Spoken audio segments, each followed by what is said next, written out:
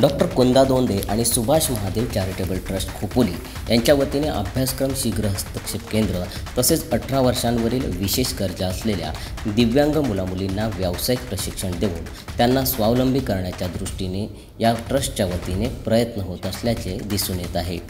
ट्रस्टच्या अध्यक्षा डॉक्टर कुंदा दोंदे यांच्या निवासस्थानी 5 विद्यार्थ्यांना प्रशिक्षण देण्यास सुरुवात झाली होती।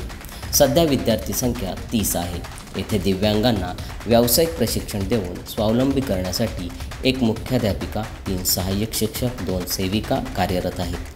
दिव्यांग मुलामुलींच्या शाळेला पत्रकारांनी भेट दिली असता येथील दिव्यांगांना कौशल्याधिष्ठित अभ्यासक्रमाच्या माध्यमातून अगरबत्ती, मेणबत्ती, कागदी फुलांचे गुच्छ, कापडी पिशव्या बनवणे, दिवाळीसाठी पणत्या, आकाशकंदील, उटणे बनवणे यांसारख्या कलाकृतींचे विशेष शिक्षकांच्या मार्गदर्शनाखाली प्रशिक्षण दिले जात असल्याचे दिसून आले।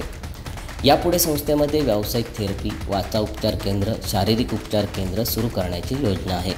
संस्थेच्या अध्यक्षा डॉक्टर कुंदा दोंदे यांनी स्वतःचे घर देऊन स्वतः भाड्याने घेतलेल्या घरात राहतात।